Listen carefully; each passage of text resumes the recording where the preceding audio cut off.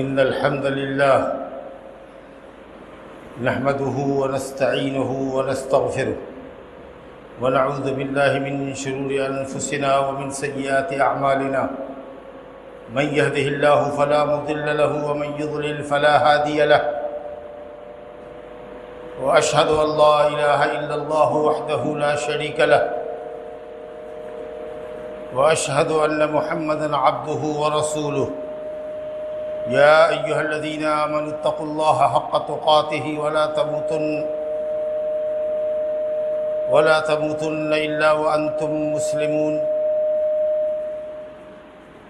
يا أيها الناس اتقوا ربكم الذي خلقكم من نفس واحدة وخلق منها زوجها وبث منهما رجالا كثيرا ونساء واتقوا الله الذي تساءلون به والأرحام إن الله كان عليكم رقيبا يا أيها الذين آمنوا اتقوا الله وقولوا قولا سديدا يصلح لكم أعمالكم ويغفر لكم ذنوبكم ومن يطع الله ورسوله فقد فاز فوزا عظيما أما بعد فإن خير الحديث كتاب الله وخير الهدي هدي محمد صلى الله عليه وسلم وشر الأمور محدثاتها وكل محدثة بدعة وكل بدعة ضلالة وكل ضلالة في النار أعوذ بالله من الشيطان الرجيم ولقد أوحي إليك وإلى الذين من قبلك لئن أشركت ليحبطن عملك ولتكونن من الخاسرين۔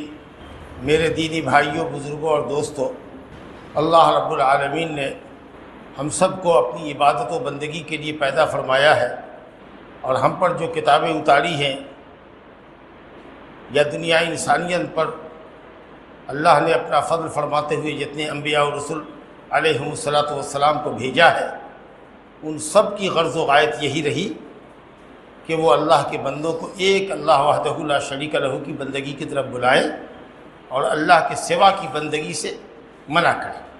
یہ ایک بنیادی حقیقت ہے جس پر ایمان لائے بغیر ہم مومن نہیں ہو سکتے، مسلمان نہیں کہلا سکتے۔ اللہ نے فرمایا وما خلقت الجن والانس الا لیعبدون، میں نے جنوں اور انس کو صرف اپنی بندگی کے لیے پیدا کیا ہے۔ اگر کوئی شخص اللہ سبحانہ و تعالیٰ کی بندگی کے ساتھ دوسرے کی بھی بندگی کرتا ہے، جو چیز اللہ سے مانگنی چاہیے وہی چیز وہ دوسروں سے بھی مانگتا ہے، بزرگوں سے بھی مانگتا ہے، زندوں سے مانگتا ہے، مردوں سے مانگتا ہے، جیسے اولاد ہے، صحت ہے، روزی ہے، تو گویا کہ وہ اپنی پیدائش کے مقصد کے خلاف کر رہا ہے۔ انبیاء علیہم الصلاۃ والسلام کے بھیجنے کی غرض و غایت اللہ نے بتائی، کئی جگہ پر آیا ہے ذکر۔ سورہ نحل میں آیت نمبر 36 میں اللہ تعالیٰ نے فرمایا وَلَقَدْ بَعَثْنَا فِي كُلِّ أُمَّةٍ رَسُولًا أَنِ اعْبُدُوا اللَّهَ وَاجْتَنِبُوا الطَّاغُوتَ، ہم نے ہر امت میں کوئی نہ کوئی رسول بھیجا، مقصد یہ تھا کہ لوگوں کو اللہ کی عبادت کی طرف بلائے اور اللہ کے سوا جس کسی کی پرستش دنیا میں کی جاتی ہے، عبادت کی جاتی ہے، اس کی عبادت سے دور رہنے کی تلقین کرے۔ تو ہماری پیدائش کا مقصد، آسمانی کتابوں کے اتارے جانے کا مقصد، انبیاء اور رسول علیہ الصلاۃ والسلام کو بھیجے جانے کا مقصد اللہ تعالیٰ کی توحید۔ توحید بولے تو توحید کا معنی ہے اللہ کو اس کی بندگی میں اکیلا جاننا، اور اسی حقیقت کا اظہار ہم لوگ اپنے کلمے میں کرتے ہیں، لا الہ الا اللہ کہتے ہیں، اور جس کلمے کو پڑھ کے ہم مسلمان ہوتے ہیں اس کے معنی کو سوچیے کیا کہتے ہیں، لا الہ الا اللہ، اللہ کے سوا کوئی عبادت کے لائق ہے ہی نہیں۔ پہلے تمام معبودوں کا انکار کرتے ہیں، الہ مانے معبود، لا الہ کوئی معبود نہیں، یعنی کوئی معبود حق نہیں ہے، سب باطل ہے، الا اللہ ایک ہی معبود حق ہے جس کی پرستش حق ہے، اور وہ ہے اللہ۔ اسی کو کہتے توحید، اللہ کو اس کی عبادت میں ایک اکیلا جاننا، اور اس کی ضد ہے شرک۔ اللہ کے لیے بھی رکوع سجدہ کر رہے ہیں، اور اولیاء کی قبروں پر گئے تو وہاں بھی رکوع سجدہ کر لیا۔ اللہ سے بھی اولاد مانگ رہے ہیں، بزرگوں کو بھی کہہ دیا کہ اولاد اللہ سے دلا دیجئے، سفارش کر دیجئے، یا اللہ سے کہہ کر کے دے دیجئے، دلا دیجئے، جو بھی کہتے ہوں۔ اب تو کہتے ہیں کہ ڈائریکٹ دے دیجئے، میری جھولی بھر دیجئے، میری بگڑی بنا دیجئے۔ نظر و نیاز بھی چڑھاتے ہیں، اگر ایسا ہو گیا تو ہم قبر کے اوپر قبہ بنا دیں گے، گنبد بنا دیں گے، قبر کو پختہ کر دیں گے، لوگوں کے لیے مزار لگا دیا کریں گے، سال میں ایک عرس لگایا کریں گے، اس کا خرچ ہم لے لیں گے۔ یہ نظر و نیاز جو عبادت ہے، جو صرف اللہ کے لیے جائز ہے اگر کرنا ہو تو، لیکن اس کو آپ غیر اللہ کے لیے کر رہے ہیں۔ تو اللہ کے ساتھ ساتھ دوسرے کو پکارنا ایسے کاموں کے لیے جس پر اللہ کے سوا کوئی قادر نہیں، اور عبادات یعنی ہر وہ قول و فعل جس سے اللہ راضی اور خوش ہوتا ہے، وہ کام اللہ کے لیے نہ کر کے دوسرے کے لیے کرنا، یہ شرک ہے، اور یہ بہت بری چیز ہے۔ قرآن مجید نے کہا ان اللہ لا یغفر ان یشرک بہ ویغفر ما دون ذلک لمن یشاء۔ شرک کی مذمت بیان کرنے کے لیے اللہ کی قسم یہ آیت کافی ہے کہ اللہ کہتا ہے کہ اللہ شرک کو کبھی نہ بخشے گا، شرک کے علاوہ جس گناہ کو جس بندے سے چاہے بخش دے۔ شرک کے علاوہ دنیا کا سارا گناہ قابل مغفرت ہے، لیکن جو گناہ بخشش کے لائق نہیں ہے وہ ہے شرک۔ اگر آدمی بغیر توبہ کے شرک کرتا ہوا مر جائے، قبر پوجتا ہوا مر جائے، تعزیہ بناتا ہوا، اس پر لائی بتاشا چڑھاتا ہوا مر جائے، تو قسم اللہ پاک کی وہ اور ابو جہل دونوں جہنم میں ساتھ ہوں، چاہے وہ زندگی بھر لا الہ الا اللہ محمد رسول اللہ کی رٹ لگاتا رہے، چاہے وہ زندگی بھر نماز پڑھتا رہے، حج کرتا رہے، زکوٰۃ دیتا رہے، اس کا کوئی عمل مقبول نہیں ہوگا، کیونکہ وہ مشرک ہے۔ اللہ تعالیٰ فرماتا ہے وَلَقَدْ أُوحِيَ إِلَيْكَ وَإِلَى الَّذِينَ مِنْ قَبْلِكَ لَئِنْ أَشْرَكْتَ لَيَحْبَطَنَّ عَمَلُكَ وَلَتَكُونَنَّ مِنَ الْخَاسِرِينَ۔ سورہ زمر کی آیت ہے۔ اے نبی، ہم نے آپ کی طرف اور آپ سے قبل کے تمام رسولوں کی طرف یہ پیغام اتار دیا ہے، یہ حکم نازل کر دیا ہے کہ اگر آپ نے بھی شرک کیا، لَئِنْ أَشْرَكْتَ لَيَحْبَطَنَّ عَمَلُكَ، تو ضرور بھی ضرور آپ کے اعمال برباد کر دیے جائیں گے، وَلَتَكُونَنَّ مِنَ الْخَاسِرِينَ، اور ضرور بھی ضرور آپ گھاٹا اٹھانے والوں میں سے یعنی جہنمیوں میں سے ہوں گے۔ حالانکہ کب اللہ کے رسول شرک کرتے، کب انبیاء کرام شرک کر سکتے تھے، لیکن بفرض محال امپاسبل چیز کو بھی اگر تھوڑے دیر کے لیے تسلیم کر لو تو نبی کے بھی عملوں کو اللہ ضائع کر دے۔ یہ چیتاونی ہم کو کتنا ڈراتی ہے کہ اللہ تعالیٰ کے نزدیک شرک قابل معافی جرم نہیں ہے۔ ہم جو بھی بندگی کریں، نماز ہو، روزہ ہو، حج ہو، زکوٰۃ ہو، یہ سب تو بڑی بڑی بندگی ہے۔ دل کا بھروسہ، دل کی امید، خوف، توکل، یہ سب اللہ کے ساتھ ہو۔ ذبح کرنا اللہ کے لیے ہو، نظر و نیاز اللہ کے لیے، دعا جو عبادت کا مغز ہے وہ کس سے مانگے آپ؟ اللہ سے۔ کون ہے جو آپ کی پریشانی کو اللہ کے علاوہ دور کر دے؟ ہے کوئی دنیا میں جو اس کی طاقت رکھتا ہو؟ لیکن دیکھ لیجئے دھڑلے سے کس قدر شرک ہو رہا ہے۔ شیطان نے امت کے لیے کس طریقے سے شرک کو مزین کر دیا۔ شیطان نے قسم کھائی تھی رب العالمین کے سامنے کہ ہم تیرے بندوں کو گمراہ کر کے چھوڑیں گے، بہت تھوڑے لوگ رہ جائیں گے جو توحید پر رہ جائیں گے، تیرے فرمان پر رہ جائیں گے، باقی ان کی اکثریت کو ہم گمراہ کر دیں گے۔ اور آپ غور کیجئے تو اکثریت کیسے گمراہ ہو گئی، کس طریقہ سے لات عزا اور منات کی جگہ پر کتنے شاہ، داتا شاہ، گنج شاہ، طوطا شاہ، گدھے شاہ، کتنے شاہ ملیں گے جن کی قبروں پر لوگ بچھے ہوئے ہیں، پٹے ہوئے ہیں، دعائیں کر رہے ہیں، نظر و نیاز چڑھا رہے ہیں۔ کتنے آپ کو شرک کے مظاہر ملیں گے، شرک کے اڈے ملیں گے۔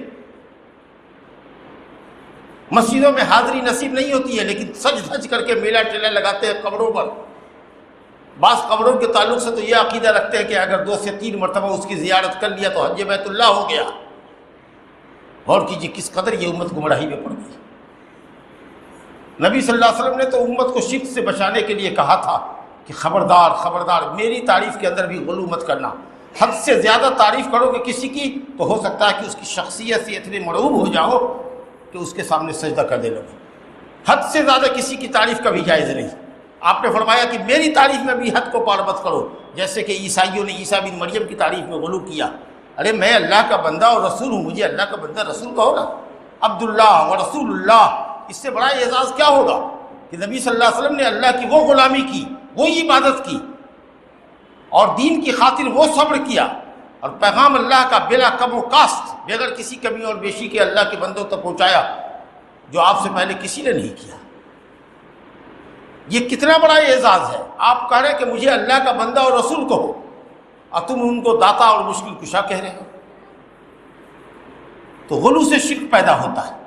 نبی صلی اللہ علیہ وسلم نے فرمایا خبردار قبر کی طرف رخ کر کے نماز نہ پڑھو، کیونکہ رفتے رفتہ شیطان اسی قبر کو سجدہ کروا دے گا۔ جہاں پر قبر ہو وہاں پر نماز نہ پڑھو۔ شیطان یہ پٹی پڑھاتا ہے کہ قبر والے کے پاس، بزرگ کی قبر کے پاس جو اللہ سے دعا کرو گے نا تو دعا قبول ہوگی، اور یہ سب پٹی پڑھاتے پڑھاتے اسی بزرگ سے کہتا اب انہیں سے مانگو نا، یہ تو بہت پہنچے ہوئے لوگ ہیں، ان سے مانگو نا۔ تو اس طریقے سے وہ بڑا حسین جال بچھاتا ہے، پہلے تو محبت صالحین کے جذبات کو جگاتا ہے، اور پھر آپ کو سینٹیمنٹل کرنے کے بعد، جذباتی بنانے کے بعد اسی کا پجاری بنا کے رکھ دیتا ہے۔ یہ ہے شیطان کی حسین چال۔ تو نبی نے کہا صلی اللہ علیہ وسلم کہ قبر کی طرف رخ کر کے نماز پڑھنا پڑھو، قبر کے دائیں بائیں نماز نہ پڑھو۔ اس لیے اہل علم نے کہا کہ اس مسجد میں نماز جائز نہیں ہے جس مسجد کے احاطے میں قبر ہو۔ سجدہ اور عبادت اور قبر دونوں اکٹھے نہیں ہو سکتی۔ ہاں مسجد کا احاطہ کم کر دو۔ اگر مان لو کہ کسی زمانے میں کسی نے بے وقوفی میں، لا علمی میں، اگر قبر کے کسی کونے میں کسی آدمی کو، مسجد بنانے والے کو دفن کر بھی دیا ہے تو مسجد کو چھوٹی کر دو، اور نہیں تو پھر اس کو کھدائی کرو قبر کو، اور جو ہڈی وڈی نکلے، نیچے کی جو مٹی نکلے، اس کو لے کر کے عامۃ المسلمین کے قبرستان میں ایک کفن کے اندر، کپڑے کے اندر، 2 میٹر کپڑے کے اندر ہڈیوں کو لپیٹ کر کے اور اندر کی مٹی کو لے جا کر کے قبرستان میں دفن کر دو۔ لیکن اس مسجد میں نماز نہیں جس مسجد کے اندر، جس کے احاطے کے اندر قبر۔ یہ دیوار ہے، دیوار کے باہر رہے، لیکن دیوار کے اگر اندر آتا ہے وہاں تک، وضو خانے تک جو مسجد کا احاطہ ہے، تو اس مسجد میں صحیح قول یہ ہے کہ اس مسجد میں نماز نہیں ہے۔ یہ کیوں کہا آپ نے؟ تاکہ لوگ شرک سے بچیں، قبر پرستی سے بچیں۔ نبی صلی اللہ علیہ وسلم نے کہا کہ جس وقت سورج نکل رہا ہو، سورج ڈوب رہا ہو، نماز نہ پڑھو، کیونکہ سورج کے پجاری اس وقت سورج کو سجدہ کرتے ہیں، تمہاری مشابہت ان سے نہ ہو۔ نبی صلی اللہ علیہ وسلم نے تو یہاں تک فرمایا کہ کوئی یہ نہ کہے کہ اللہ چاہے اور آپ چاہیے، کیونکہ جب مخلوق کو اللہ کے ساتھ ملا کے بولو گے اللہ اور آپ، تو برابری کا شبہ ہوگا۔ یہ کہو اللہ چاہے پھر آپ چاہیے، یا صرف کہو کہ صرف اللہ چاہے گا تو ہوگا۔ قل ما شاء اللہ وحدہ، صرف اللہ چاہے، اور اگر کہنا بھی ہو تو کہو اللہ چاہے پھر آپ چاہیے، دین یو، آپ کا چاہنا اللہ کے چاہنے کے بعد ہوگا، اللہ کے ساتھ نہیں آپ چاہ سکتے۔ دیکھیے گا لوگوں کو دھڑلے سے کہتے ہیں میرے لیے اوپر اللہ ہے، نیچے آپ ہیں، لا حول ولا قوت۔ اللہ چاہے گا اور آپ چاہیے گا تو کام نہیں ہوگا۔ آفیسر کو آپ کہہ رہے ہیں، یہ کہیے اللہ چاہے گا پھر آپ چاہیے گا، یعنی آپ کا چاہنا بغیر اللہ کے چاہے ہوئے نہیں ہو سکتا۔ جب اللہ کسی کا کام چاہتا ہے بنانا تو اس کے لیے اسباب وہی مہیا کرتا ہے، لوگوں کے دلوں میں وہی ہمدردی آپ کی ڈالے گا۔ تو آپ نے اس طرح کے الفاظ سے بھی بچنے کے لیے لوگوں کو تلقین کی تاکہ لوگ شرک اکبر اور اصغر میں مبتلا نہ ہوں۔ لیکن اتنی تنبیہ کرنے کے باوجود بھی، اور دیکھیے آپ جہاں انتقال فرمایا آپ نے وہیں دفن کیے گئے۔ اما عائشہ کہتی ہے کہ اگر اس بات کا خطرہ نہ ہوتا کہ آپ کی قبر کے ساتھ بھی وہی سلوک کیا جائے گا جو دنیا قبر والوں کے ساتھ سلوک کرتی ہے، اور قبر پرستی میں کہ عذاب میں مبتلا نہیں ہو جائے گی، اگر یہ ڈر نہیں ہوتا تو نبی صلی اللہ علیہ وسلم کی قبر بھی حجرے سے باہر بنائی جاتی، اور آج اس کو سنبھالنا کتنا مشکل ہوتا۔ آپ ایرے خیرے نتھو خیرے کی قبروں پر لوگ کیسے بیٹھے ہوئے ہیں، نہ جانے اس میں کوئی صالحین میں سے کوئی دفن ہے یا جانوروں میں سے کوئی دفن ہے، نام رکھ دیا اس کو کسی آدمی کے نام پر، کشمیری بابا تو فلانا بابا، طوطا شاہ تو گدھا شاہ۔ اب آپ سمجھ لیجئے گدھا شاہ مطلب کہ گدھا کو دفن کر دیا ہوگا۔ اب تعویل کریں گے کہ نہیں حضرت گدھے پر بیٹھا کرتے تھے اس لیے گدھا شاہ کہا گیا۔ سبحان اللہ۔ تو کوئی موٹر سائیکل پر چڑھے تو اس کو موٹر سائیکل شاہ کہتے ہو، ارے وہاں پر اصل میں ہوگا حقیقت میں یہ ہے کہ گدھا شاہ۔ ہاں ایک تو ٹاور پڑے، وہ قبر جو ہے بیچ راستے پر، ہمارے ایک بڑے پرانے عالم تھے، 30 سال ہو گیا ان کو مرے ہوئے، اب مرے تھے 75 سال کے ہو کر کے، تو گویا کہ 120 سال 125 سال کے قریب کی مدت ہو رہی۔ انہوں نے کہا کہ ہمارے زمانے میں جب ہم لوگ دربھنگے میں پڑھتے تھے کوئی قبر نہیں تھی، راتوں رات قبر بن گئی، صبح ہو کر کے اس کو پکا کر دیا گیا۔ معلوم ہوا کہ کسی دھوبیا کا گدھا بھاگتا اگتا تھا، وہ مر گیا، لے جا کر کے اس کو دفن کر دیا اور اس کو مزار کی شکل دے دی۔ وہ دعویٰ کر کے کہتے تھے کہ میں اگر قسم کھا کے کہوں تو میری قسم نہ ٹوٹے گی، اگر آج بھی اس کی مٹی کو لیبارٹری میں لے جا کر کے سرچ کیا جائے اور تحقیق کیا جائے تو اس مٹی کے اندر گھوڑے کی ہڈیوں کی آمیزش ملے گی، کوئی اس میں انسان دفن نہیں۔ اس طرح نہ جانے کتنی جعلی قبریں ہیں، اور شیطان انسان کی عقلوں سے کس طرح کھلواڑ کرتا ہے اور کہاں کہاں کا بھکاری بناتا ہے اس کو۔ جبکہ یہ کلمہ پڑھ کے کہتا لا الہ الا اللہ، ہم مسلمان ہیں، ہم اللہ کے سامنے کسی اور کو سجدہ نہیں کر سکتے، ہم اللہ کے علاوہ کسی اور کے لیے کوئی عبادت کر ہی نہیں سکتے۔ اللہ نے ہم کو صرف اپنی عبادت کے لیے پیدا کیا۔ ہم نبی کے بندے نہیں ہیں، ہم نبی کے بندے نہیں ہیں، ہم ولی کے بندے نہیں ہیں، ہم اس اللہ کے بندے ہیں جس کی عبادت خود نبی بھی کیا کرتے تھے، ولی بھی کیا کرتے تھے۔ لیکن قدیم اور جدید ہر زمانے میں یہ جو شرک کرنے والے لوگ ہیں، قبر پرست لوگ ہیں، انہوں نے اپنے شرک کو جائز ٹھہرانے کے لیے کچھ باتیں بنائی ہیں جن کو آپ دلیل تو نہیں کہہ سکتے، شبہہ کہہ سکتے ہیں، کنفیوز کرتے ہیں، کنفیوز، اور کہتے ہیں کہ دلیل ہے۔ اب مثال کے طور پر دیکھیے، مکہ کے مشرکین کو جب نبی صلی اللہ علیہ وسلم نے کہا کہ آؤ ایک اللہ کی بندگی کی طرف، ایھا الناس قولوا لا الہ الا اللہ تفلحوا، اے لوگوں کہو اللہ ایک ہے، وہی معبود ہے، کامیاب ہو جاؤ گے۔ تو مشرکین نے کہا کہ ارے نہیں بھائی، اس کلمے کو پڑھنے کا مطلب یہ ہے لا الہ، تمام معبودوں کا انکار کرنا ہوگا۔ جاہلوں نے بھی سمجھا، عربی جانتے تھے، کہا کہ صاحب لا الہ، کوئی معبود نہیں ہے سوائے اللہ کے، اس کلمے کو پڑھنے کا مطلب ہوگا کہ ہم کو اپنے تمام بزرگوں سے رشتہ ناتا توڑنا پڑے گا، صرف ایک اللہ کی بندگی بجا لانی پڑے گی، لہذا ہم یہ کام نہیں کر سکتے، ہم یہ کلمہ نہیں پڑھ سکتے، ہم اپنے بزرگوں کو نہیں چھوڑ سکتے۔ کتنا صاف انداز تھا ان کا، لیکن آج دیکھ لیجیے لوگ کلمہ بھی پڑھ رہا ہے اور قبروں پر سجدہ بھی کر رہا ہے۔ واہ فرمائیے، مشرکین، جاہل مکہ کے مشرکین نے کہا کہ یہ کلمہ چاہتا کہ صرف ایک اللہ کی بندگی کرو، یہ ہم سے نہیں ہوگا، ہم اپنے بزرگوں کو نہیں چھوڑ سکتے، لہذا یہ کلمہ نہیں پڑھیں گے۔ وہ جانتے تھے کہ کلمہ پڑھیں گے کہ اللہ کے سوا کوئی عبادت کے لائق نہیں، اور پھر ہم دوسرے تیسروں کے آستانوں پر بھی جائیں گے تو یہ تو بڑی منافقت ہوگی، قول کچھ عمل کچھ، نہیں بھائی یہ ہم سے نہیں ہوگا، ہم نہیں پڑھیں گے۔ آج ہم پڑھ بھی رہے ہیں اور غیر اللہ کے سامنے سجدہ بھی کر رہے ہیں، تو ہم سے تو کہیں اچھے وہ مشرک تھے جنہوں نے کلمے کا انکار کر دیا۔ آپ تو کلمہ بھی پڑھ رہے ہیں اور شرک بھی کر رہے ہیں۔ کہا جاتا تھا بھائی کیوں نہیں اللہ تعالیٰ کی بندگی کرتے ہو، ایک اللہ کی پرستش کرو۔ تو مشرکین کا شبہہ دیکھیے، دلیل بنا کے پیش کرتے ہیں، کہتے ہیں انا وجدنا آباءنا علی امۃ وانا علی آثارہم مقتدون، ہم نے اپنے باپ دادا کو ایک طریقے پر پایا ہے کہ وہ کچھ معبودوں کی پرستش کرتے تھے، جیسے لات، عزا، منات، ہبل، یہ سب جو بت تھے، جیسے ہم لوگوں کے یہاں بھی داتا شاہ، گنج شاہ، فقیر شاہ، گدھے شاہ، کتنے شاہ ہیں نا، غوث العظم، کتنے غوث العظم ہیں، مددگار، اللہ غوث العظم ہے، کتنے مددگار بنا لیے ہیں لوگوں نے۔ تو اسی طریقے سے ان کے یہاں بھی معبودوں کے نام تھے۔ کہا کہ ہم نے اپنے باپ دادا کو ایک طریقے پر پایا ہے، اسی طریقے پر، اور ہم اپنے باپ داداؤں کے طریقے کی پیروی کرنے والے ہیں۔ اگر ان سے پوچھئے کہ ایک اللہ کی بندگی کیوں نہیں کرتے ہو تو کیا دلیل دے رہے ہیں کہ ہم نے باپ دادا کو پایا ہے شرک کرتے ہوئے، اس لیے کا یہ کوئی دلیل ہوئی؟ یہ مناظرہ اور بحث کے اندر، علمی بحث کے اندر یہ دلیل ہوگی کہ ہم نے باپ دادا کو پایا ہے؟ دلیل لاؤ نا۔ اللہ تعالیٰ نے رد کیا، فوکس دکھایا، اولو کان آباؤہم لا یعلمون شیئا ولا یہتدون، اولو کان آباؤہم لا یعقلون شیئا ولا یہتدون، چاہے تمہارے باپ دادا عقل سے اور علم سے محروم ہی کیوں نہ رہے ہوں، تمہارے باپ دادا جاہل رہے ہوں، گمراہ رہے ہوں، تب بھی انہی کی بات مانو گے؟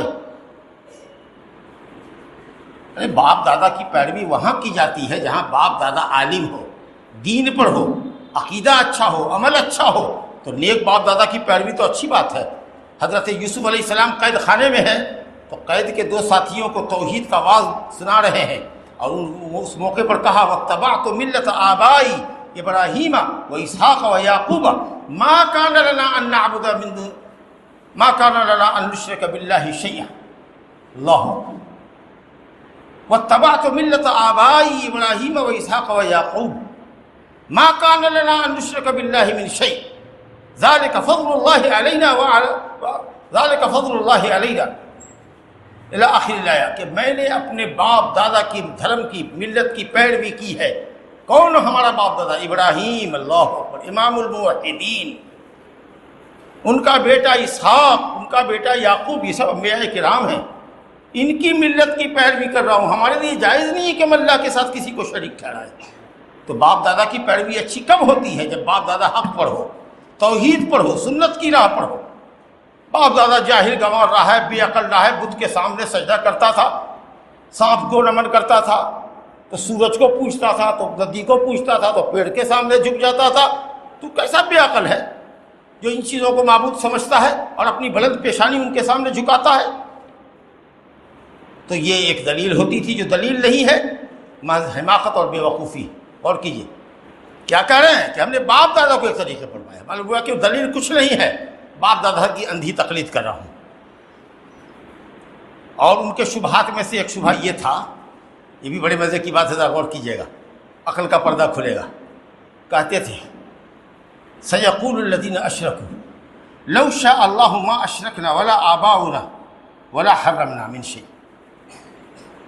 اگر اللہ چاہتا تو ہم اور ہمارے باپ دادا شرک نہیں کرتے اور کسی چیز کو حرام بھی نہیں کرتے، گویا ہمارے تقدیر میں لکھا ہوا ہے یہ، اللہ چاہتا تو ہم شرک نہیں کرتے، اس لیے ہم شرک کرتے کہ اللہ چاہتا ہے۔ اللہ کہتا ہے کہ ان سے پہلے کے لوگوں نے بھی اسی طرح کی باتیں کی۔ سیقول الذین اشرکوا لو شاء اللہ ما اشرکنا ولا آباؤنا ولا حرمنا من شیء کذالک کذب الذین من قبلہم فذاقوا بأسنا۔ ایسے ہی ان کے پہلے لوگوں نے، پروجوں نے بھی یہی کہا، جھٹلایا اللہ کی توحید کو، تو انہوں نے اللہ کے عذاب کا مزہ چکھ لیا۔ سوال یہ کہ اگر اللہ چاہتا کہ تم شرک کرو تو تمہارے باپ دادا کو کیوں ہلاک کرتا؟ دنیا کی قومیں شرک کرنے کی وجہ سے کیوں ہلاک ہوتی؟ تم اگر یہ دعویٰ کرتے ہو کہ اللہ چاہتا ہے کہ شرک کرو تو تم دلیل لاؤ۔ قل هل عندکم من علم فتخرجوه لنا، تمہارے پاس کوئی دلیل ہے کہ اللہ نے یہ حکم اتارا ہے کہ تم باپ دادا کی پیروی کرو اور اللہ کے علاوہ کو پوجو؟ اس کی کوئی دلیل ہے تو نکالو، چیلنج ہے تم کو۔ قل هل عندکم من علم فتخرجوه لنا ان يتبعون الا الظن وانهم الا يخرصون، صرف تم وہم اور گمان کے پیچھے پڑے ہوئے۔ ایسا کوئی اللہ نے علم نہیں فرمایا۔ اگر ایسا ہی مطلب رہتا کہ لوگ شرک کرے، بت پوجے، گناہ کرے، تو اللہ فرشتے آسمان سے کتابیں کیوں اتارتا؟ حضرات انبیاء اور رسول کو کیوں بھیجتا؟ تم کو توحید کی طرف کیوں بلاتا؟ تم کو شرک سے منع کیوں کرتا؟ پاپ اور ملامت سے کیوں منع کرتا؟ اگر اللہ ہی یہ سب چاہتا تو ایسا کیوں کرتا؟ تو کتنے لوگ اگر گناہ کریں کہیں کہ اللہ نے میرے مقدر میں لکھا تھا کہ ہم چوری زنا کاری کریں تب نہ کیا، اللہ چاہتا تو ہم نہیں کرتے۔ جیسے کہ کوئی کسی کو گولی بندوق سے مار دے اور کہے کہ اگر بندوق نہیں بنتا، گولی نہیں کارخانے میں بنتی تو ہم تھوڑی چلاتے۔ جرم ہمارا نہیں ہے، جرم اس کا ہے جو ریوالور بناتا ہے، جو گولی بناتا ہے، اس کو پکڑو۔ ارے کس کی تقدیر میں بھیا کیا لکھا ہے کیا جانے گیا؟ کل کے 12 بجے تک ہم کو پتہ نہیں تھا کہ ہم یہاں آئیں گے۔ میرے مزاج میں تھا کہ ہم اپنے علاقے میں ہی خطبہ دے دیں گے، کہاں دور جائیں گے بس سوارا۔ لیکن رب العالمین نے ہماری پیدائش سے 50,000 سال قبل آسمان زمین کے پیدا کرنے سے پہلے، جو ہمیشہ سے ہمیشہ تک کا علم رکھتا ہے، وہ جان رہا تھا کہ یہ آخر میں تردد کا شکار ہونے کے باوجود بھی آخری طور پر یہ جائے گا دستوارہ ہی جمعہ پڑھانے۔ اب جب ہم یہاں آ گئے یا ہماری گفتگو ہو گئی کہ ہم کو یہاں آنا ہے، تب تک بھی ہم کو گارنٹی نہیں ہے، ہو سکتا ہے ہم بیمار پڑ جاتے، ہو سکتا ہے کہ ہماری بس چھوٹ جاتی، ہو سکتا ہے کہ ہماری گاڑی خراب ہو جاتی۔ اب جب ہم خطبہ دے رہے ہیں تب ہم نے سمجھا کہ اللہ نے ہماری تقدیر میں یہاں آج کا خطبہ لکھا تھا، اس سے پہلے تو ہم نہیں جانتے تھے۔ آپ تقدیر کو الزام دیتے ہیں، گناہ کیجئے، تقدیر کیجئے، کسی کو مرڈر کر دیجئے، کہیے کہ اللہ نے ہتھیار پیدا کیا تو مار دیا ہم نے۔ کیا کوئی عدالت دنیا کی آپ کو بخشے گی؟ آپ نیکی کا کام کیجئے نا، کہیے کہ یہی اللہ نے ہماری تقدیر میں لکھا تھا۔ تقدیر میں کس کے کیا لکھا ہے یہ تو کوئی نہیں جانتا۔ جب ہم کوئی کام کر لیتے ہیں تب پتہ چلتا ہے کہ آج یہ کام ہونا تھا ہمارے ذریعے، جس کو آج ہونے کے بعد ہم جان رہے ہیں اللہ رب العالمین روزے ازل میں جان رہا تھا۔ تو بہت سارے لوگ گناہ کرتے ہیں اور الزام دیتے ہیں، سمجھا کہ نہیں؟ یعنی ہم نے کیا کیا؟ ہم تو مجبور ہیں، سب تو اللہ کرتا ہے۔ یہ گمراہ فرقے کا عقیدہ ہے۔ اور کیا کہتے ہیں؟ کہتے ہیں کہ بھائی لا الہ الا اللہ کہنے والا جنت میں جائے گا، حدیث میں نہیں آیا ہے؟ من قال لا الہ الا اللہ دخل الجنہ، جنت میں داخل ہو جائے گا جو لا الہ پڑھتا۔ ہم لا الہ الا اللہ نہیں پڑھتے ہیں اور اس کے آگے بڑھ کر کے کہے گا ہم گائے کا گوشت نہیں کھاتے ہیں، ہم ختنہ نہیں کراتے ہیں، ہمارا نام عبداللہ عبد الرحمن نہیں ہے، تو ہم جنت میں نہیں جائیں گے۔ ارے بھیا لا الہ الا اللہ کہہ دو گے جنت میں چلے جاؤ گے، چاہے شرک کا کام کرو گے۔ چاہے قبر پوجو گے چاہے بت پوجو گے تب بھی، تو اگر کہتے کہ ہاں تب بھی، تو تم میں اور بت پوجنے والے میں کیا فرق رہا؟ اگر وہ بھی زبان سے کہہ دے لا الہ الا اللہ، بت کے سامنے سجدہ ریز رہے، تو اس کو بھی کہہ دو کہ مسلمان ہے، تاکہ وہ تو کہہ رہا ہے زبان سے۔ معلوم ہوا کہ زبان سے صرف کہنا نہیں ہے، لا الہ الا اللہ کا جو معنی ہے کہ اللہ کے سوا کوئی عبادت کے لائق نہیں ہے، اس کو دل میں بیٹھانا پڑے گا، دل سے تصدیق اور یقین کرنا پڑے گا کہ کائنات میں اللہ کے سوا کوئی بندگی کے لائق نہیں، اور اس کا زبان سے اقرار کرنا پڑے گا لا الہ الا اللہ، اور عمل کے ذریعے بھی ثابت کرنا پڑے گا کہ تمہاری نماز، روزہ، قربانی، حج، زکوٰۃ، منت، سماجت، دعا، ذبح، سب جو بندگی ہے جس کے کرنے کا اللہ نے حکم دیا ہے، وہ سب اللہ کے لیے ہو رہا ہے کہ نہیں ہو رہا ہے۔ تو جب تک دل کا یقین نہ ہو، زبان کا اقرار نہ ہو اور عمل کا ثبوت نہ ہو، اس وقت تک آپ موحد نہیں ہیں، مومن نہیں ہیں۔ زبان سے کہہ بھی دیا لا الہ تو کیا حاصل، دل و نگاہ مسلمان نہیں تو کچھ بھی نہیں۔ کلمہ زبان سے پڑھ دینے کا کام تو اگر مسلمان ہوتا تو بڑا آسان ہوتا، تو کاہے کے لیے آپ نماز پڑھنے کے لیے آتے، کاہے آپ روزہ رکھتے، کاہے حج زکوٰۃ کرتے، کاہے حرام سے بچتے اور حلال کی تلاش کرتے؟ یا اللہ، غلط غلط معنی بتاتے ہو حدیث کا۔ حدیث میں ہے فَإِنَّ اللَّهَ حَرَّمَ عَلَى النَّارِ مَنْ قَالَ لَا إِلَهَ إِلَّا اللَّهُ يَبْتَغِي بِذَلِكَ وَجْهَ اللَّهِ، اللہ نے جہنم پر اس شخص کو حرام کیا ہے جو لا الہ الا اللہ کہے۔ میں جھٹ سے دلیل پکڑ لیا کہ دیکھو تو لا الہ کرنے والا جہنم میں جائے گا ہی نہیں، لیکن آگے جملہ کیا ہے؟ یبتغی بذلک وجہ اللہ، ایسا کہنا کہے کہ اللہ کی رضا اور خوشنودی حاصل ہو۔ کیا اللہ تعالیٰ صرف زبان کے کہنے سے راضی ہو جائے گا؟ چاہے تم شرک کرو، بدعت کرو، گناہ کرو، پاپ کرو، زنا کاری، عیاری، مکاری کرتے رہو، اللہ جہنم کو تم پر حرام کر دے گا۔ یہ جو شرط لگی ہوئی ہے کہ ایسا کہنا جس سے اللہ راضی اور خوش ہو، اور ظاہر ہے کہ اللہ گناہوں سے راضی نہیں ہوتا، شرک سے راضی نہیں ہوتا، یہ تو پہاڑ سے زیادہ وزنی شرط ہے۔ یبتغی بذلک وجہ اللہ، صرف زبان سے کہنا نہیں، ایسا کہنا کہو کہ اللہ تم سے راضی ہو جائے، اور اللہ تمہارے شرک اور گناہ سے راضی نہیں ہوگا۔ ایک اور حدیث ہے من قال لا الہ الا اللہ وکفر بما یعبد من دون اللہ حرم مالہ ودمہ وحسابہ علی اللہ، جو کہے کہ اللہ کے سوا کوئی عبادت کے لائق نہیں، ایک شرط ہوئی، اور جو کہے کہ اللہ کے علاوہ سب کی عبادت باطل ہے، تب وہ مسلمان ہے۔ دو شرط ہے، صرف کلمہ نہیں پڑھا، کلمہ کے علاوہ یہ بھی کہو کہ اللہ کے سوا کوئی کائنات میں بندگی کے لائق ہے ہی نہیں۔ جب تک کہ اللہ کے علاوہ کا انکار نہیں کرو گے، اس وقت تک تمہارا اقرار اللہ کے لیے صحیح نہیں ہوگا۔ تو یہ کہنا کہ ہم نے زبان سے کلمہ پڑھ دیا، حضرت حسن بصری بڑے بزرگ تابعی گزرے ہیں، کسی نے ان سے کہا کہ حضرت، اللہ تعالیٰ تو ہر اس شخص کو جنت میں داخل کرے گا جو کہتا ہے لا الہ الا اللہ، حدیث ہے لا الہ الا اللہ دخل الجنہ۔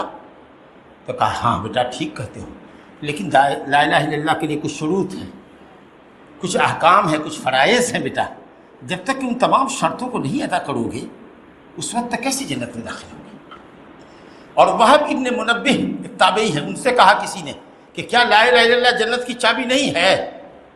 الیس لا الہ الا اللہ مفتاح الجنہ، امام بخاری نے اس قول کو نقل کیا ہے کہ کیا لا الہ الا اللہ جنت کی چابی نہیں ہے؟ تو لا الہ پڑھتے ہیں، ارے اس کے آگے گوشتوں کھاتے ہیں، خطروں کیے ہوئے ہیں، مسلمان کے گھرانے میں پیدا بھی ہوئے ہیں، عبداللہ عبد الرحمن ناموں رکھا ہے، کتنا مسلمانی کا علامت ہمارے اندر پایا جاتا ہے۔ تو انہوں نے کہا کہ لا الہ الا اللہ جنت کی چابی تو ہے، لیکن چابی کے اندر گھاٹ بنا ہوتا ہے، جب تک گھاٹ نہ ہو کوئی تالا نہیں کھلتا ہے، جس کو دانت کہتے ہیں، چابی میں دانت ہوتا ہے۔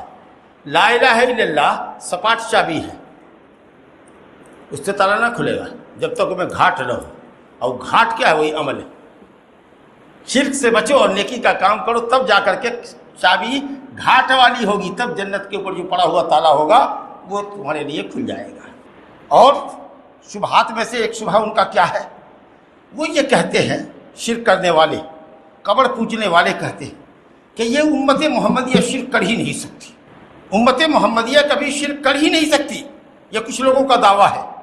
اور یہ دعویٰ کون کرتا ہے؟ وہ کرتا ہے جو شرک کر رہا ہے، ورنہ بابا ابراہیم خلیل اللہ جو امام الموحدین ہیں، جنہوں نے اللہ کی توحید کی خاطر ہر طرح کی ستم، ہر طرح کا ظلم برداشت کیا ہے، آگ میں ڈالے گئے اور وہاں سے سلامتی کے ساتھ نکلے، گھر بار سے ان کو نکال دیا گیا۔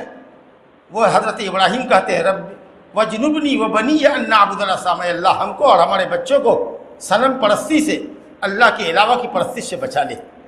یہ ڈر ہے ابراہیم خلیل اللہ کو۔ تم کہتے ہو کہ اس امت میں شرک پیدا ہی نہیں ہو سکتا، ہم لا الہ الا اللہ کہنے والے لوگ ہیں، کیا بات کرتے ہیں آپ؟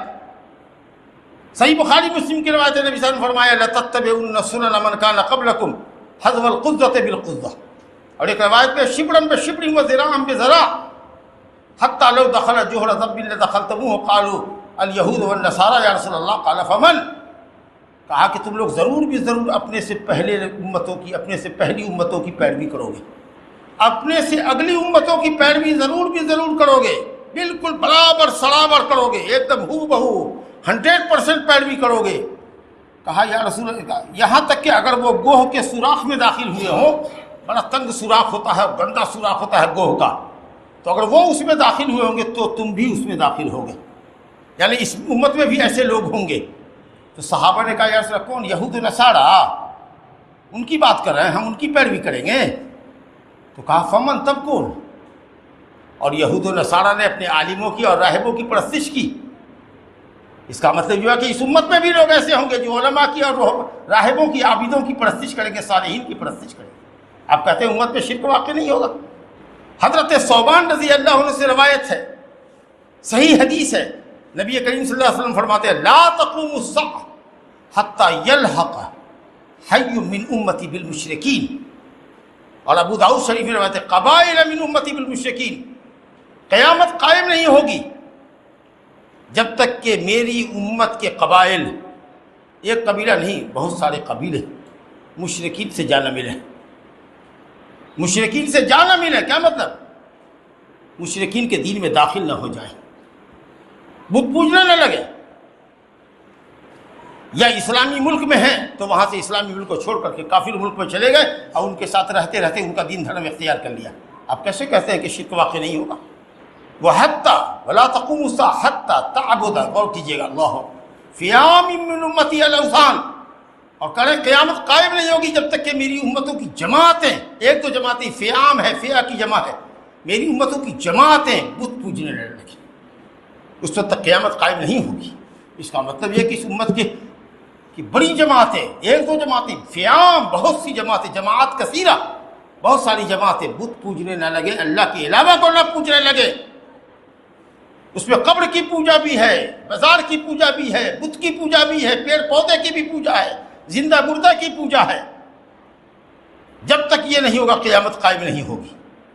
اور ایک حدیث ہے، نبی صلی اللہ علیہ وسلم نے فرمایا لا تقوم الساعة، قیامت قائم نہ ہوگی حتیٰ تضطرب علیات نساء دوس حول ذی الخلصہ، کہ قیامت قائم نہ ہوگی جب تک کہ قبیلہ اوس جو یمن کا قبیلہ تھا اس کی عورتوں کی کمر اور کمر کے نیچے کا جو سرین ہے وہ ذی الخلصہ، ایک جو بت تھا وہاں کا قبیلہ دوس کا بڑا بت تھا، اس کے سامنے نہ تھرکے۔ یہ عورتیں جب تک اس بت کے سامنے نہیں تھرکیں گی قیامت قائم نہیں ہوگا۔ جیسے یہ پہلے کیا کرتی تھی اسی طریقے سے یہ ذی الخلصہ بت کے سامنے تھرکیں گی، یعنی اس کا طواف کریں گی۔ دھکا کیا ہوگا؟ تو ظاہر ہے کہ جب دھکا ہوگا طواف کرے گی تو عورت موٹی موٹی، آخر زمانے میں عورتیں بھی موٹی ہو جائیں گی، مرد سب بھی موٹا ہو جائے گا، آرام کا بیٹھ کے چکنا کھائے گا خالی چربی دار گوشت، تو کیا ہوگا؟ آخر زمانے کی علامت ہے کہ وہ تظہر فیہم السمن، لوگوں کے اندر موٹاپا ظاہر ہو جائے گا۔ تو جو طواف کرے گی دوڑ کر کے بت کے ساتھ سامنے، تو اس کی سرین حرکت کرے گی۔ تو دیکھو تو یہاں عورتیں بھی قبر پر جھمیا پار رہی ہے، حرکت کر رہی ہے، مردوا سب بھی حرکت کر رہا ہے، سجدہ کر رہا ہے، گھٹنا ٹیک کے دعا کر رہا ہے، شربت پلا رہا ہے، تو دیگ پکائے ہوا ہے، وہاں پر مٹھائیاں بانٹ رہا ہے، مزاری سب چلے گا، رکشہ کے اوپر آئے وہ الٹے چلے رہا ہوگا، الٹے پیچھے چلے گا، اور چادر پھیلائے ہوا ہے ہوگا فقیروا، اور دے رہے ہو اس میں پیسہ، شرک کے لیے پیسہ دے رہے ہو۔ کہتے ہیں کہ شیطان، حدیث ہے نا، ان الشیطان، بخاری کی روایت ہے قد ایسا ان یعبدہ المصلون فی جزیرۃ العرب، کہا نبی صلی اللہ علیہ وسلم نے کہ شیطان مایوس ہو گیا ہے کہ جزیرۃ العرب میں لوگ اس کو پوجے، اب مسلمان نمازی۔ کیا مطلب اس کا؟ کہ پورا جزیرۃ العرب کافر نہیں ہوگا، پورے جزیرۃ العرب کے لوگ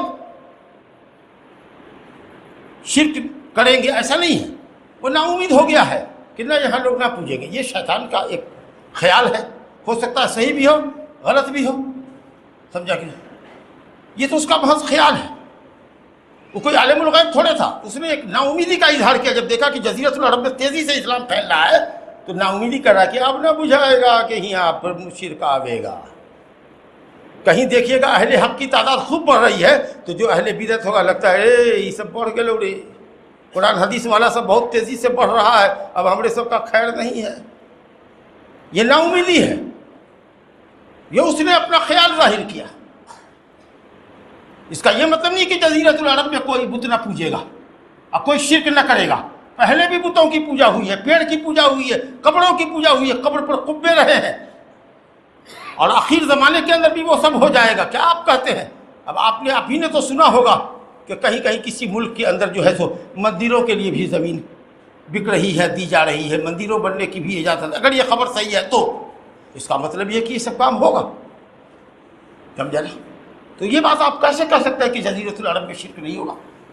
ہاں، پورا جزیرۃ العرب شرک نہیں کرے گا، پوری دنیا کے مسلمان شرک نہیں کریں گے، لیکن ایسا بھی نہیں ہے کہ کہیں کا کوئی مسلمان شرک نہ کرے گا۔ ہم لوگ تو اپنی آنکھوں سے دیکھ رہے ہیں کہ ہزاروں نہیں لاکھوں قبر تو خود ہندوستان میں ہوگی جہاں لوگ پوج رہے ہیں، جھک رہے ہیں، سجدہ کر رہے ہیں، چڑھاوا چڑھا رہے ہیں اور اس قبر والے سے مانگ رہے ہیں۔ آپ کیسے کہتے ہیں کہ اس امت کے اندر شرک پیدا نہیں ہوگا؟ اسی طریقہ سے کہتے کیا ہے کہ ارے بھائی اولیاء کرام کی فضیلت مانتے ہو کہ نہیں مانتے ہو؟ کیسے مسلمان ہو کہ اولیاء کرام کو نہیں مانتے؟ قسم اللہ کے اولیاء کرام کو ہم مانتے ہیں۔ اولیاء کرام کا ہے کون؟ کون ہے اللہ کا ولی؟ قرآن کہتا ہے الذین آمنوا وکانوا یتقون، اللہ کا ولی وہ ہے جو اللہ پر ایمان لاتا ہے اور ایمان کے تقاضے کو پورا کرتا ہے، نیک عمل کرتا ہے۔ جو جتنا بڑا پکا مومن ہوگا، جس کے دل میں ایمان جتنا مضبوط ہوگا اور ایمان جس کی زندگی میں جتنا رواں دواں ہوگا، اسلام کے مطابق جتنی زندگی گزار رہا ہوگا، وہ اتنا بڑا مومن متقی ہوگا، وہ اتنا بڑا اللہ کا ولی ہوگا۔ ہر مومن متقی اللہ کا ولی ہے، اس میں درجہ ہے۔ تو قرآن نے کہا ہی کہ اولیاء کرام کو کوئی خوف نہیں، تم اللہ کے ولی بنو، اور جن کو تم اللہ کا ولی کہتے ہو ان کا جو طریقہ تھا اس طریقے کی پیروی کرو۔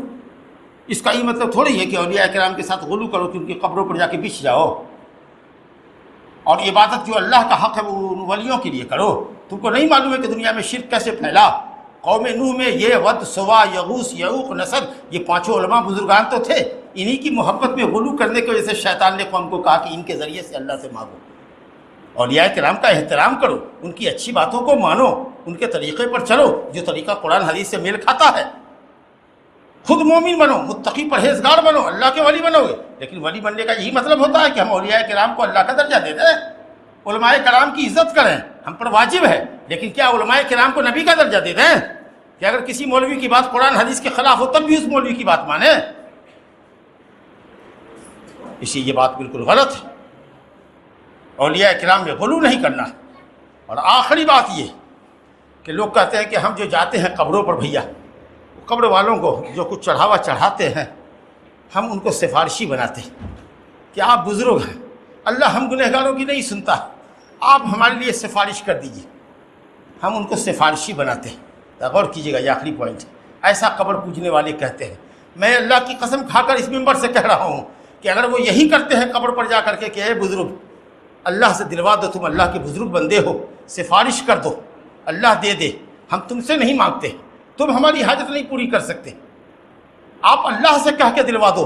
اگر یہی عقیدہ لے کے جاتے ہو تو قسم خدا کی مشرک ہو، کیونکہ یہی کفار مشرک کرتے تھے، مشرکین کرتے تھے۔ مکہ کے مشرکین کے متعلق سورہ زمر آیت نمبر 3 پڑھو جا کر کے، 24واں پارہ، اللہ فرماتا ہے والذین اتخذوا من دونہ اولیاء، جن کو بھی یہ اللہ کے علاوہ کارساز سمجھتے تھے ان کے پاس جا کر کے نذر و نیاز چڑھاتے تھے۔ پوچھا جاتا تھا کیوں ایسا کر رہے ہو؟ تو کہتے تھے ما نعبدہم الا لیقربونا الی اللہ زلفی، ہم یہ ایسا اس لیے کر رہے ہیں کہ یہ بزرگان دین اللہ کے پاس ہم کو قریب کر دے۔ بس منسٹر کو اس لیے پکڑے ہوئے ہیں کہ یہ سی ایم کے پاس لے جائے، پی ایم کے پاس لے جائے، بس بغیر سفارش کیے ہوئے، بغیر چپراسی کو پکڑے ہوئے، بغیر منتری سنتری کو پکڑے ہوئے چلے جاؤ گے پی ایم کے پاس۔ تو اسی طریقے سے اللہ کے پاس پہنچنے کے لیے یہی سب نا پی ایم سی ایم ہے۔ تو گویا کہ اللہ تعالیٰ کو پی ایم سی ایم سے تشبیہ دے دی۔ جو اللہ کہتا ہے ادعونی استجب لکم، مجھے پکارو نا میں تمہاری پکار کو سنوں گا۔ لا الہ الا اللہ۔ میرے بندے پوچھتے ہیں کہ اللہ کہاں ہے؟ اللہ جہاں ہے وہاں ہے، عرش کے اوپر، لیکن وہ تمہاری ہر بات کو سنتا ہے۔ قل انی قریب، کہیے کہ میں قریب ہوں اپنے بندے سے، ہر پکارنے والے کی پکار کو سنتا ہوں اور اس کو قبول بھی کرتا ہوں، بشرطے کہ وہ مجھ پر ایمان رکھے، یقین کے ساتھ اللہ سے مانگے اور جلدی نہ کرے، تو اللہ اس کی دعا کو سنتا ہے۔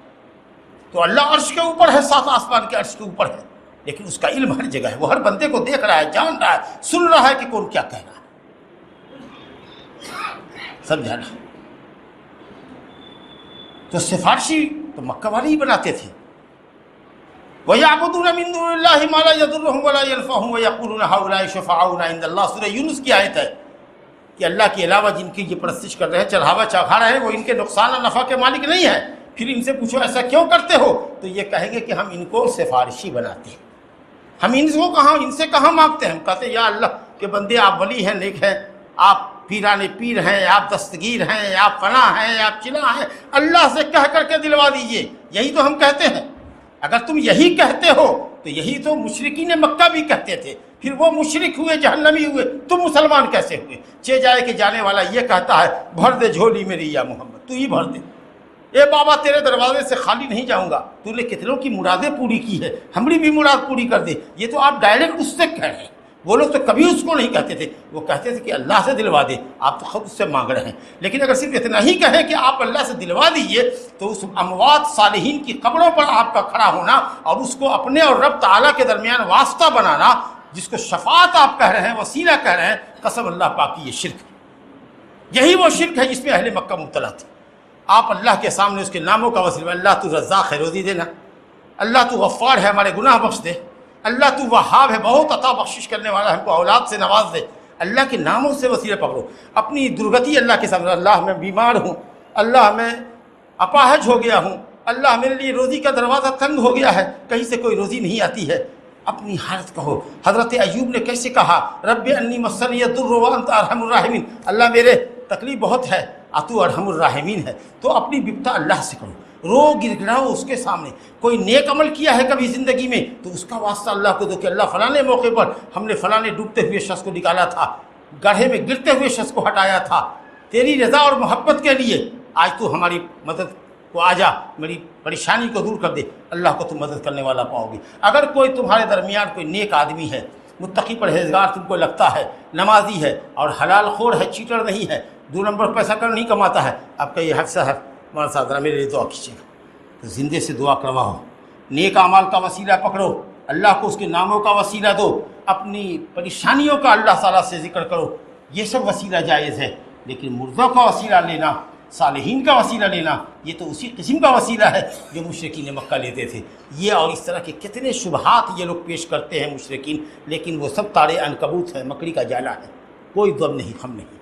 اس لیے میرے بھائیوں، مرتے دم تک توحید پہ قائم رہو اور اللہ سے دعا کرو کہ اللہ اپنی توحید پہ قائم رکھ اور شرک سے بچا، کیونکہ اگر شرک کرتے مر گئے بغیر توبہ کے تو دائمی جہنمی ہوگی، اور شرک کرتے ہوئے مر گئے تو کوئی عمل اللہ کے ہاں مقبول نہیں ہوگا۔ اقول قولی ھذا واستغفر اللہ لی ولکم ولسائر المسلمین من کل ذنب فاستغفروہ انہ ھو الغفور الرحیم۔